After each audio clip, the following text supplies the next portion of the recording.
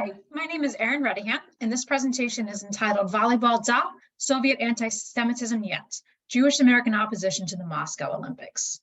And this paper is largely based on research done through the Yeshiva University's archives, where they have the paper collection of the Student Struggle for Soviet Jewry organizational group, which was active from the late 1960s right up through the end of the Cold War in 1991.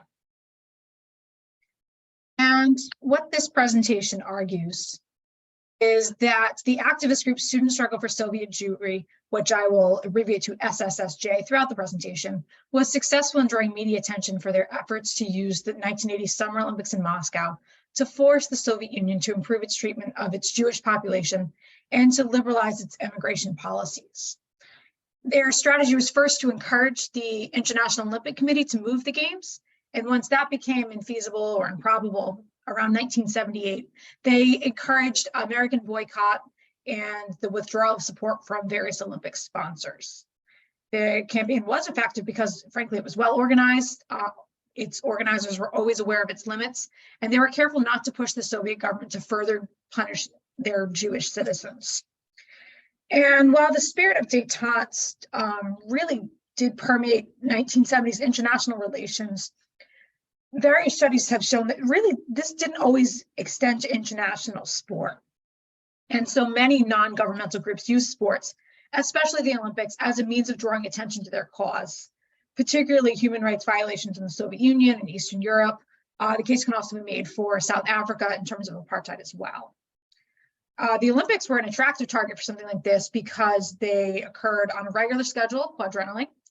They tended to garner global attention before, during, and after the sporting events themselves took place.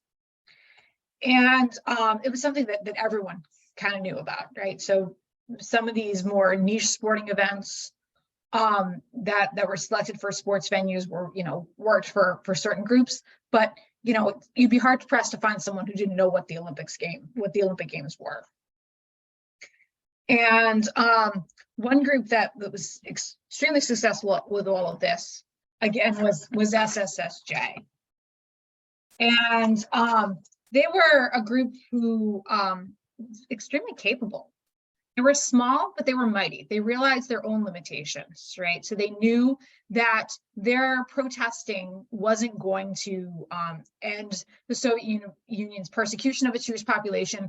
It wasn't going to lead the Soviet Union to open the floodgates for immigration for its Jewish residents. But what they tried to do was make a difference in the best way that they could. They were bi-coastal. So the main group that we're talking about here, again, is SSSJ.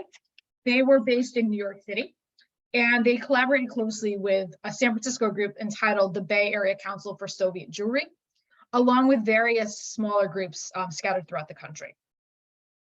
They were known for their rather civil or peaceful protests. So they're organizing at a time in the 60s when violent, more radical protests had become the norm. And what set them apart was the dignified manner in which they carried out their protests. So for instance, at one of their first events in 1964, a reporter from the New York Times noted in his article, he stayed the whole time because it was such a pleasant experience, right? No one was bombing anything. It was effective, but it lacked some of the radicalism. And that made them, I think, more palatable to folks, or easier to listen to folks who might have been tired of some of this stronger radicalism. They're effective also because they leveraged mainstream media well. So the Jewish national press was quite active here in the US in the 70s and the early 80s. And they certainly publicized their events there, but they went outside of these venues as well, right? So they got a lot of coverage from newspapers like the New York Times, the Washington Post, et cetera.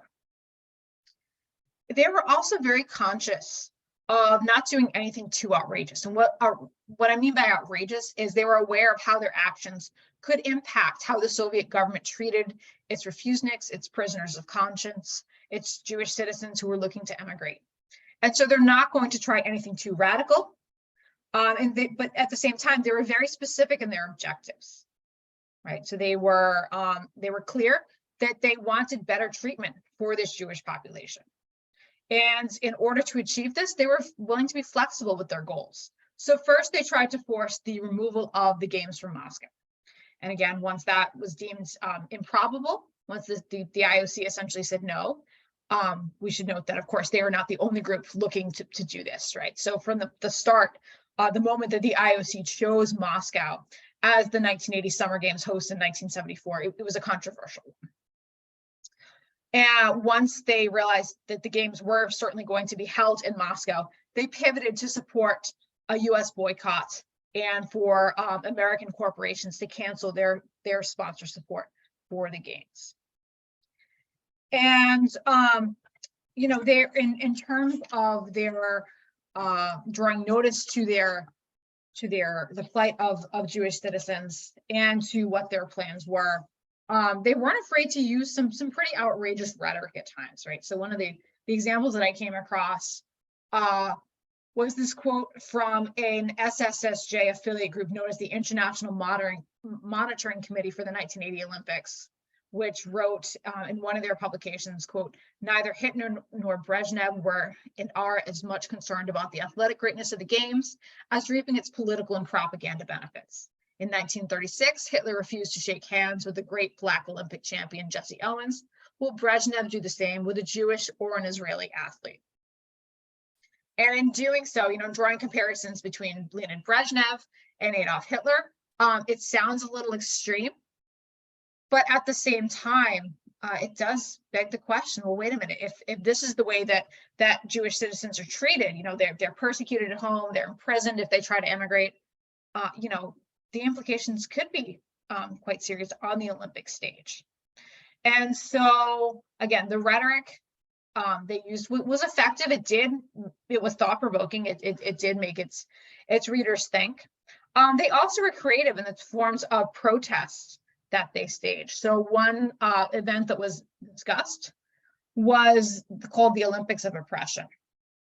And this is from another one of these Olympic modern committee for the 1980 Olympic documents. And one of the events that was kind of tongue-in-cheek discussed was the Soviet Jewry decathlon.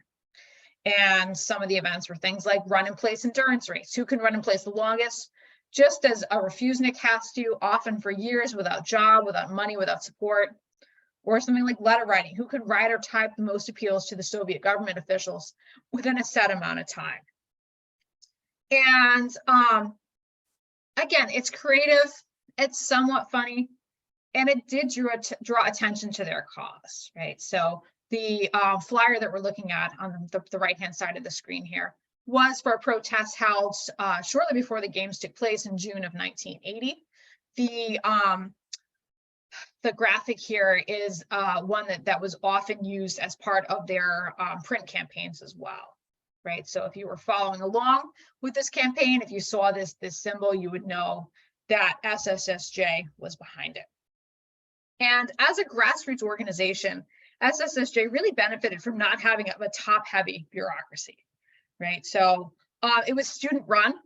You know, college students tend to have a lot of energy, a lot of enthusiasm. And well, frankly, they're not always the best organized. They benefited from having pretty stable leadership. So the founder, Jacob Berenbaum, remained involved for many years. Then throughout this campaign, which stretched from the mid-70s right through the Olympics in 1980, one of the big names who comes up again and again is that of Glenn Richter. And Glenn Richter was a very effective organizer. He was a frequent communicator, wrote a ton of letters, which, you know, for anyone doing archival research, that's a gold mine right there. And he's also very happy to talk about it today. So I managed to track him down and spoke with him on the phone last summer, and he was thrilled to have some interest in this research, but also to have the chance to kind of relive some of this. You know, he said it was exciting at the time, in a sense, because you know, they saw that they were making a difference. When the United States votes to boycott in April of 1980 the U.S. Olympic team, he said it was a grand celebration, right? And it justified the efforts that they'd gone to. You know, all the coordination, all the plans that they floated, and then decided, well, maybe this will work, maybe this won't work. He said it was gratifying to see how effective they managed to be. So in terms of evaluating the movement, right? So again, SSSJ and its membership was, perhaps this is a bit obvious, happy with the US decision to boycott. They knew that they weren't the sole factor in doing so, or perhaps not even a major one in terms of the US government and the US Olympic Committee. But they felt that they had contributed, right? So as Richter told me last summer, it was wonderful because Soviet Jews were being oppressed. This helped to squeeze the Soviet government. There's a greater good than sending athletes to the games. Their campaign was successful because it focused on a specific goal, right? So that goal did change. So this bullet point goes down with number 4 there, right? So they were willing to pivot from urging the games to be moved when that became, frankly, infeasible. They were willing to support a multinational boycott, right? So their focus was on the American government, but they also put some pressure through Jewish affiliated groups in Canada, in Great Britain, and in Israel as well. They were effective because they were able to draw widespread media attention and also congressional notice too, right? So there are several members of Congress who SSSJ members would reach out to, held ongoing correspondence with, who brought their issue in front of the wider Congress. And again, they were effective because they were very careful, knowing that they had to tiptoe a bit at times to ensure that they weren't going to do anything that would trigger the Soviet government to worsen the treatment of these refuseniks or of Soviet Jewish persons in general. And so they moved very deliberately. So if you look at the letters in this Yeshiva University archive, you'll see ideas floated, then someone will come back and say, no, that's a little too far. And I think that's really a credit to this organization, kind of understanding what their role should be. And that in large part, again, contributes to their efficacy. And so for a small, rather grassroots community group, I believe their influence was a bit outsized. And this is a group that I plan on continuing my research with. It's my ultimate goal is a book project on various anti-Soviet efforts involving the Olympics in the 1980s. And I think that SSSJ in this campaign could be an important part of all of that. So thank you very much for your time and for listening to this.